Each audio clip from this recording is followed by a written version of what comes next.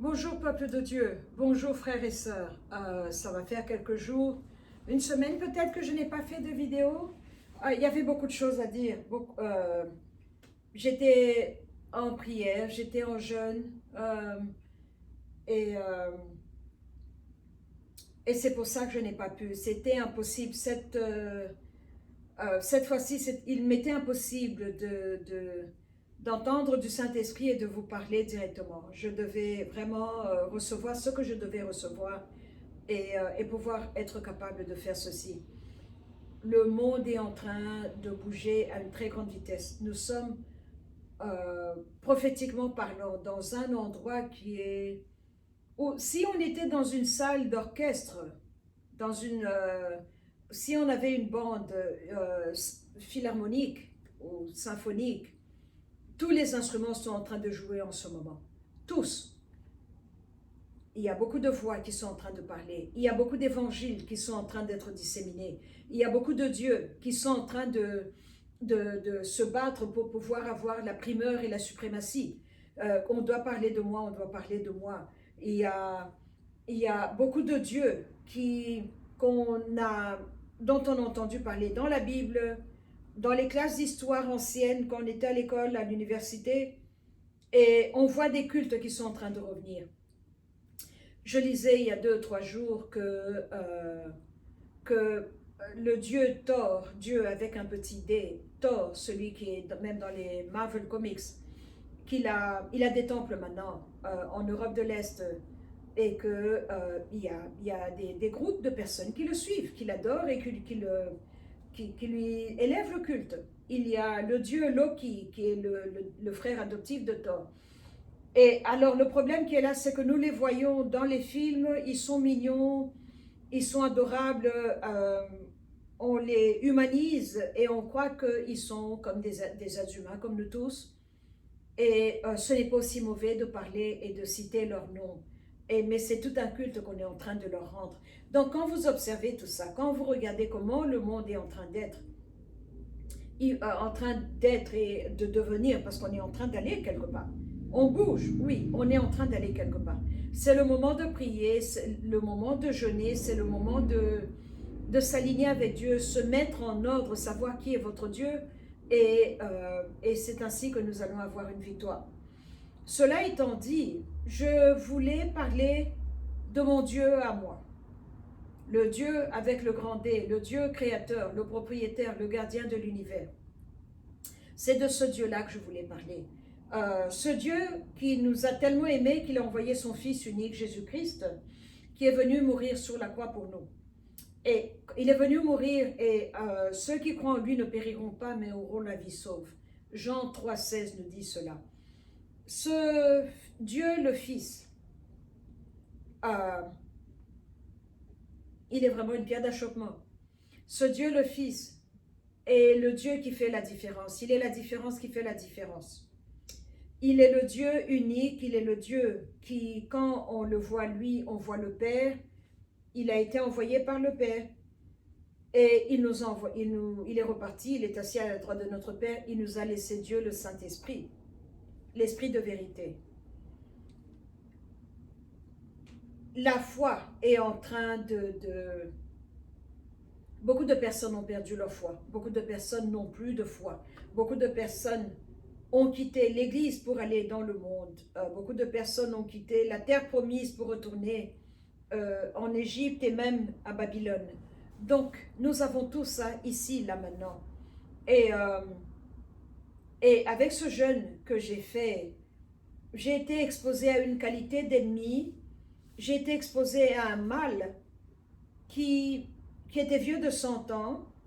Et cela avait trait avec ma province, la province du Katanga. Cela avait trait à voir avec la République démocratique du Congo, qui est ma nation, mon pays natal. Et je suis loin du Congo, mais je suis justement très impliquée dans les affaires congolaises. Je suis très impliquée dans les affaires katangaises. Et au début, je disais, mon Dieu, je dois repartir, j'aime le Katanga. Mais le Saint-Esprit me voulait ici loin. j'ai compris maintenant pourquoi, avec le temps, avec la sagesse, parce que nous, les êtres humains, on veut dire à Dieu comment être Dieu, hein, quelquefois. Je crois que ça nous est tous arrivé, on veut lui donner des idées, des suggestions, et on veut l'aider à être Dieu et à faire son travail à sa place.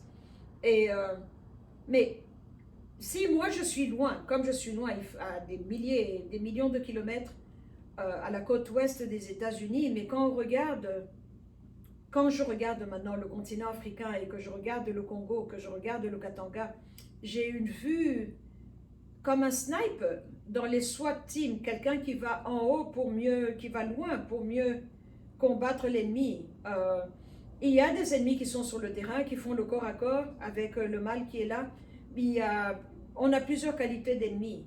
Mais j'ai découvert, je l'ai découvert par moi, qu'en étant loin comme ça, je peux tout être aussi destructive, que je peux tout aussi causer des problèmes aux ennemis physiques et invisibles dans le Congo, parce que je les vois de loin, ma vue est de loin, et alors l'attaque est là, et très souvent, quand on s'accroche avec ces gens-là dans l'esprit, ils vous regardent et ils sourient comme pour dire « Oh, une femme !» C'est incroyable, c'est incroyable. Je suis étonnée, je suis émerveillée par la grandeur du Saint-Esprit. Alors, pour avoir les victoires que j'ai eues cette fois-ci, parce que j'ai eu à m'accrocher maintenant à un mal qui était très profond, parce que quand, dans la dimension spirituelle, vous pouvez savoir quel ennemi vous pouvez détruire, et cette qualité d'ennemi à laquelle j'ai été confrontée récemment ici, ils sont très forts. Ils sont très forts. Je ne minimise pas les ennemis. Je ne me vante pas moi, je vante mon Dieu. Ce n'est pas mon mérite à moi, c'est le sien à lui. Parce que la Bible nous dit qu'il nous a donné son nom, son pouvoir et son autorité. De marcher sur les serpents et sur les scorpions et sur toutes les puissances de l'ennemi. Et rien ne pourra nous nuire. Il fallait se tenir debout sur sa parole parce que il a parlé de serpents et scorpions. Mais maintenant, quand vous avez des caméléons, quand vous avez des dragons, quand vous avez des hiboux, tout ça, c'est la force de l'ennemi. Donc, ce verset-là me donne l'autorité de pouvoir faire cela. Et donc, les caméléons, les serpents, les scorpions, les hiboux, les chiens, tout ça, c'est la puissance de l'ennemi. Et donc, j'ai pu m'engager dans la bataille. Et à un moment, il me dit, mais c'est quoi la Sainte Seine? Quand on lit dans les 4 évangiles, on nous parle de la Sainte Seine. On nous parle de l'œuvre achevée de la croix. Et moi, je préfère la version du livre dans le livre de Matthieu. Quand il dit, vous ferez ceci en mémoire de moi. C'est en mémoire de lui que nous faisons la Sainte Seine. Il était en train d'avoir le dernier, de Last Supper, le dernier repas qu'il a partagé avec ses disciples. Et il leur a dit, vous ferez ceci en mémoire de moi. Il prit le pain, il le bénit, le rompit et le donna à ses disciples en disant, voici mon corps donné pour vous. Quand on retourne dans le psaume 22, son corps n'a pas été brisé, aucun de ses ossements n'ont été brisés. C'est un psaume messianique. Il n'a pas été brisé pour nous. Il a donné son corps volontairement, on ne l'a pas pris par force, mais il l'a donné volontairement. Et donc son corps n'a pas été brisé, son corps a été rompu pour nous. Il a coupé le pain et il l'a donné aux disciples. Alors, dans le pain, qu'est-ce que nous avons? Dans le vin, qu'est-ce que nous avons? Dans le pain, nous avons son corps à lui et dans le vin, nous avons son sang. Donc, l'œuvre achevée de la croix. Parce qu'ils ont mangé et ils ont été dans le jardin de Gethsémani. Et là, Judas est venu avec les soldats, on l'a arrêté et nous connaissons la suite. Il a été flagellé, il s'est tenu debout devant Pilate. Et Pilate a dit, je me lave les mains. Et les Juifs ont dit, tuez-le, tuez-le. Ils ont choisi Barabbas à Yeshua. Et il a été fouetté au point que sa mère ne l'a pas reconnu. Il a été meurtri dans sa chair. Son sang a coulé 7 fois. En allant sur le calvaire, sur le mont, le Golgotha, il n'a pas pu porter sa croix parce qu'il avait perdu trop de sang et trop de sueur, il était affaibli. Et un soldat romain a pris Simon de Cyrène, qui était un homme noir, et lui a porté la croix jusqu'à au calvaire, là où la crucifixion a eu lieu. Tout ce chemin-là, ce chemin, la douleur qu'il a vécue, est une arme à laquelle je suis en train d'être exposée. Je vous assure, je suis émerveillée. Mon amour pour Christ, le Rédempteur, est allé à un autre niveau. Quand je me préparais pour faire la vidéo, je me suis dit, je vais tout faire, je ne vais pas pleurer. Je ne vais pas pleurer. Je pleure par amour, pleurer par reconnaissance, pleurer par appréciation, pleurer par le fait que je suis encore en vie sur cette terre des hommes et qu'une révélation pareille m'est donnée. Donc je peux prendre cette œuvre achevée et l'utiliser maintenant dans ma vie et combattre l'ennemi. Parce que mon premier verset préféré, c'est Jean 1, 3, 8. C'est 1 Jean 3, 8. C'est pour cette raison que le Fils de l'homme s'est manifesté afin de détruire les œuvres de l'obscurité. C'est ça mon appel, la destruction. La destruction, je vois l'obscurité, je détruis. Je vois le mal, je détruis. Je vois les enfants de l'obscurité, je détruis. Je déteste ceux qui détestent Dieu. C'est le département où je suis. Alors, si votre département, c'est God loves you, Dieu t'aime, oui, je vous en prie, faites votre travail et laissez-moi faire le mien. Ce que j'ai appris, c'est que au niveau où on est maintenant, la qualité de soldats qui sont sortis, vous regardez dans l'armée américaine, on a les bérets noirs, bérets verts, bérets rouges, les Delta Force. Il y a certains départements qui n'ont pas de nom. Ils attaquent d'abord, ils viendront répondre après. C'est là où je suis. Ça me fait même rire parce que ça me va tellement bien, ce côté belliqueux, ce côté guerrier. Je suis née pour faire ça. Alors maintenant, ce que j'ai découvert, c'est que la qualité de ces ennemis qui sont sortis, quand eux sortent leur delta, le Saint-Esprit sort les siens aussi. Parce qu'il est omnipotent, omniprésent, omniscient. Donc il ne va pas être dominé, manipulé, ni contrôlé. Donc quand on se laisse diriger par lui, quand on vit sa vie à l'ombre du Dieu Tout-Puissant, oh, ceux qui connaissent l'Éternel, leur Dieu, font des prouesses. C'est là où je suis. Donc cette bataille, je l'ai gagnée avec la Sainte Seine parce que quand il nous a donné son nom, son pouvoir et son autorité, il y a le Dunamis Power. Le Dunamis vient avec, nous avons le mot dynamite. C'est une force qui fait exploser les choses. Il y a le Exousia Power qu'il nous a donné. Ce Exousia-là fait que, imaginez que vous conduisez et la police de Los Angeles vous arrête et vous montre le badge. Vous devez vous arrêter parce qu'il a l'autorité légale. Ça, c'est le Exousia. Et maintenant, quand vous regardez son nom, son pouvoir, son autorité, mais il y a un atout qu'il a mis là-dedans, son ADN. Parce qu'on lui a percé la côte, le flanc a été percé, l'eau et le sang sont sortis. Ce verset dans Jean qui nous dit, c'est lui Jésus-Christ qui est venu avec de l'eau et du sang, non avec l'eau seulement, mais avec l'eau et le sang et par l'Esprit qui rend témoignage. Parce que l'Esprit est la vérité, car il y en a trois qui règnent en lui. L'eau, le feu et le sang, et les trois sont en accord. Quand vous regardez, c'est ça la naissance de l'Église, il y a eu l'eau et le sang. Demandez à toutes les femmes qui sont passées par là, elles vont vous parler de l'eau et du sang et de l'accouchement et la douleur là. Donc on ne peut pas avoir l'un sans l'autre, c'est un component, c'est tout un paquet. Mais maintenant quand vous regardez ça, vous vous dites, il nous a donné ça. Alors en versant son sang, parce que du palais de Pilate jusqu'au calvaire, il a versé son sang 7 fois par terre. Écoutez le pasteur Larry Hodge. Il est à Dallas, je crois. Il a un très bon enseignement sur le sang qui a coulé. C'est lui qui a déclenché tout ça en moi il y a peut-être 10 ans.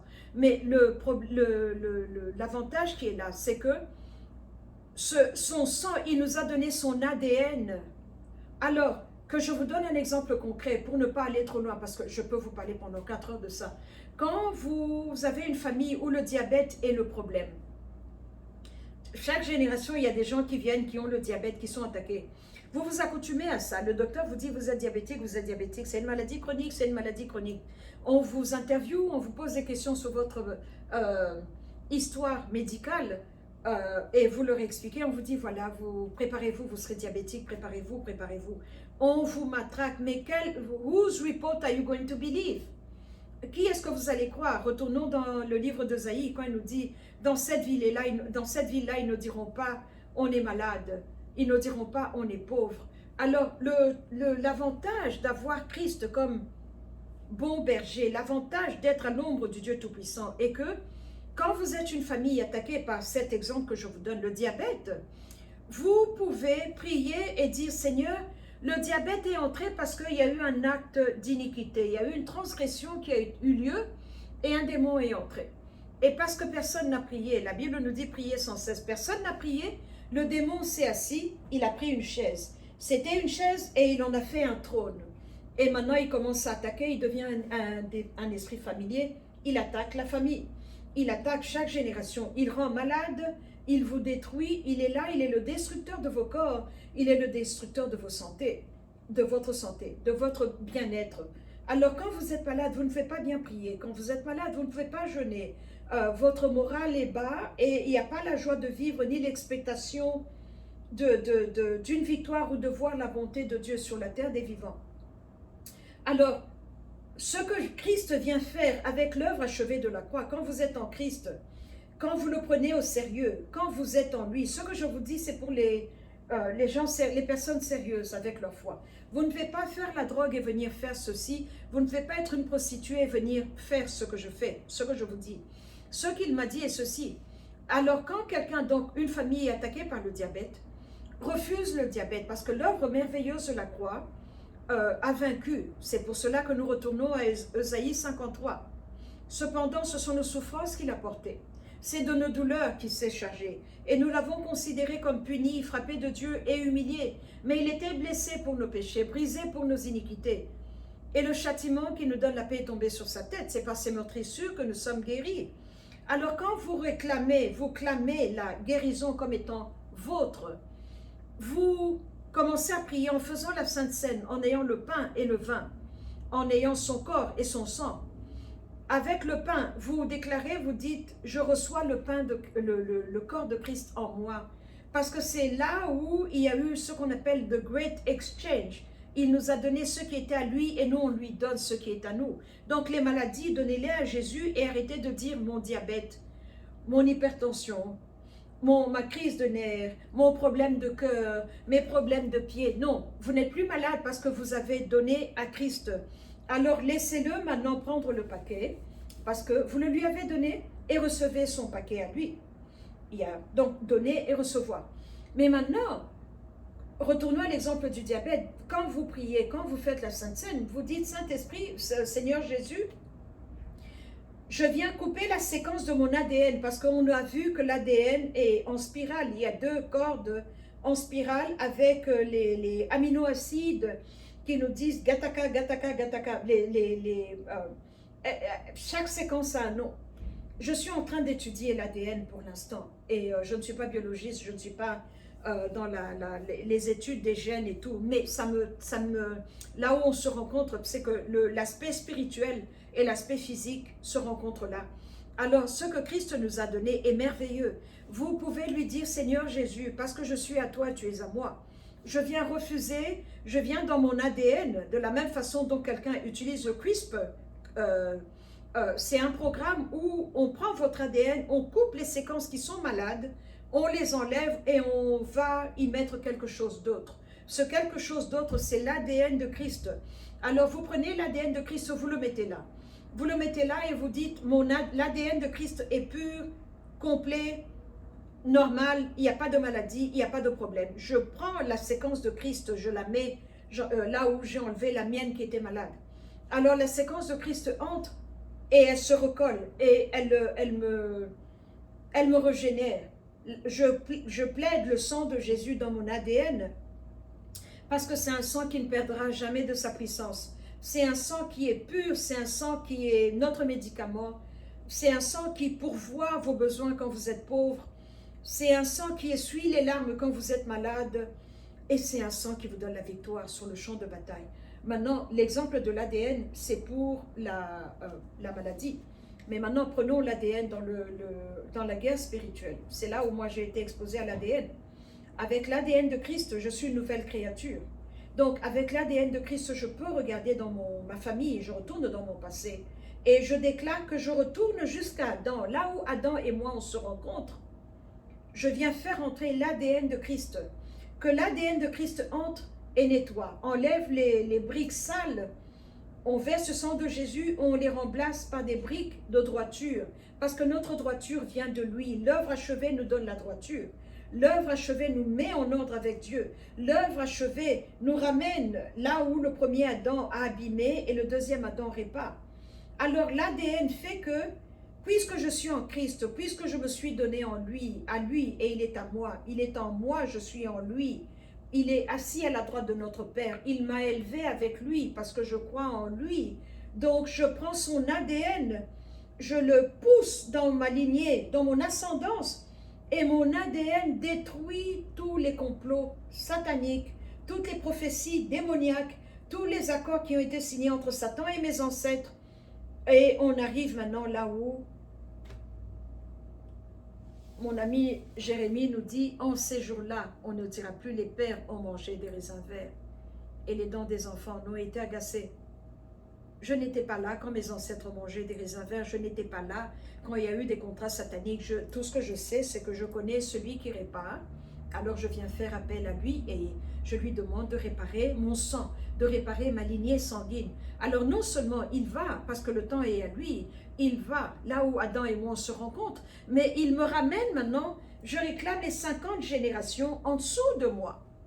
Et c'est là où je me retrouve avec Josué. Et je dis, et quant à moi et ma maison, nous allons servir l'Éternel. C'est comme ça que nous faisons de nouvelles alliances avec l'ADN de Christ. L'ADN est une arme, je vous assure, j'ai envie de sauter. L'ADN est une arme et nous devons l'utiliser. L'ADN est bien plus que ce qu'on nous a appris. J'ai été catholique pendant 27 ans. L'ADN vous aide à réveiller. Là, quand cet ADN-là commence à entrer dans le vôtre, il vous répare, les maladies tombent. Vous allez au lit malade, vous vous réveillez en bonne santé.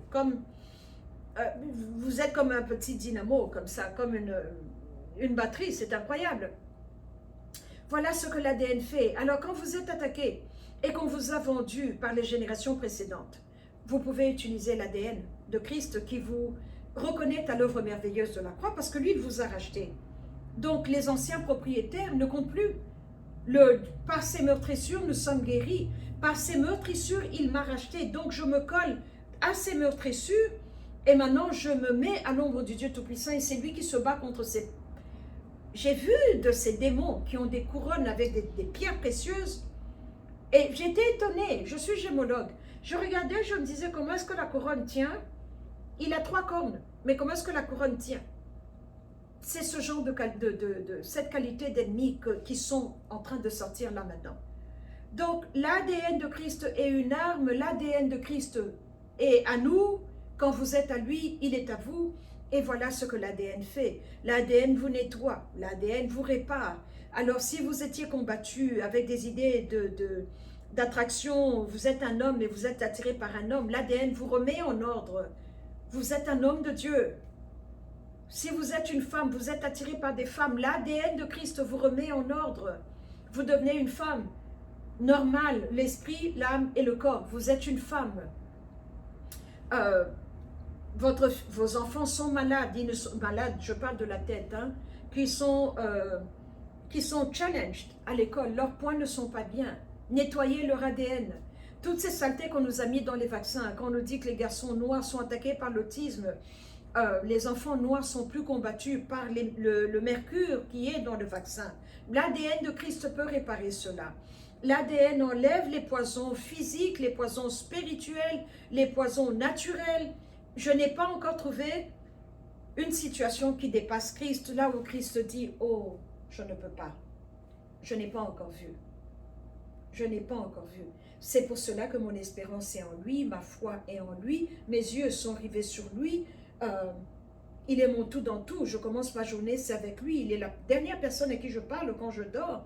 Et en fait, même dans le prier sans cesse, là, je suis arrivée à un niveau où même dans mes rêves, je prie. Dans mes rêves, je lui parle. Et dans mes rêves, il me montre des choses. On détruit, on nettoie, on répare. C'est ce que l'ADN de Christ fait. En somme, l'ADN de Christ nous fait de nouvelles créatures. Voilà ce que je voulais partager avec vous. Voilà ce que j'ai découvert. L'ADN casse les contrats. L'ADN combat. Cette arme que j'ai vue, c'est une arme qui était typiquement faite pour les Katangais, dans le Katanga. Vous avez entendu parler de ces armes biologiques que je peux utiliser et dire, je jette seulement sur le peuple asiatique. Ça va affecter seulement les Asiatiques. Dans le physique, ils peuvent faire ça. Ceux qui sont pervers, ils ont ces armes-là dans les laboratoires. Et dans le spirituel aussi, c'est possible de dire, je viens maudire seulement des gens originaires de telle province. C'est possible. Je l'ai découvert. J'ai été exposée à ça. Et c'est avec l'ADN que j'ai pu détruire ça. C'est avec ce que Christ est, ce que Christ a, ce que Christ a offert, ce que Christ est devenu pour nous, que nous pouvons devenir pour lui. Je vous assure, accrochez-vous à Christ. Faites la Sainte Seine, moi je la fais tous les jours. Il m'a dit maintenant, avec le corona, avec toutes ces saletés qu'on nous jette dans l'atmosphère, les chemtrails, avec la nanotechnologie, avec les armes qui sont tellement petites qu'on ne les voit pas avec les yeux.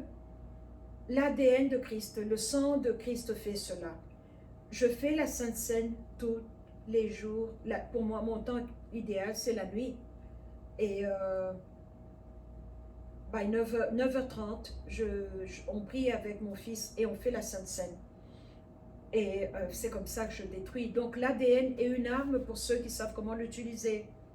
C'est pour cela qu'il dit que ceux qui connaissent leur Dieu feront des exploits. Tout ceci m'est venu par révélation et je viens le partager avec vous pour que vous puissiez vous aussi réclamer l'œuvre merveilleuse, l'œuvre achevée, l'œuvre parfaite de la croix. Il n'y a rien à rajouter. Alors j'ai beaucoup de pitié, beaucoup de compassion pour ceux qui ne croient pas en Christ. Pour ceux qui croient qu'ils peuvent se plier, faire le yoga comme un... Et c'est une perte de temps. Je n'ai pas vu un Dieu qui est comme lui. Je n'ai pas encore vu un qui peut faire ce que lui fait. C'est pour ça qu'il a dit, je suis l'alpha et l'oméga. Qui peut venir se comparer à lui? Ça, c'est une vidéo où je vante mon Dieu, où je proclame l'amour de Dieu, où je me fais apologète pour Dieu, où je me fais avocat pour Christ. Lui, mon avocat dans le tribunal, lui, mon docteur dans la chambre des malades. Je viens vous présenter le Jésus que je viens de découvrir. Et ça, ce n'est pas un mystère. Ça, ce n'est pas une nouvelle connaissance. Je me méfie toujours quand quelqu'un dit un nouveau mystère biblique. C'est une révélation. L'œuvre achevée de la croix a changé le monde et elle peut changer votre vie si vous le lui permettez. Si vous la recevez de la bonne manière, parce qu'il est un Dieu, il est un roi, il est exclusif. Vous ne faites pas dire je te reçois, mais vous le mélangez avec autre chose. Vous ne faites pas dire je te reçois, mais vous le mélangez avec le yoga ou avec l'adoration des ancêtres. Là où il est, il veut avoir toute la place. Il demande beaucoup et il donne plus en retour. Je suis en train de l'expérimenter, je suis très excitée. En fait, le corps de Christ, là maintenant, nous sommes en train de vivre le meilleur des temps et le pire des temps. Oui, je suis en train d'imiter Dickens, The Tale of the Two Cities. It was the best of time and the worst of time. C'est là où nous sommes, dans le corps de Christ. Vraiment, choisissez un Dieu et soyez prêts à mourir pour lui. C'est le conseil que je peux vous donner. Mais non, le Dieu vivant, le Dieu créateur, il fait des prodiges. Qu'il puisse vous bénir et vous donner la sagesse. Merci beaucoup.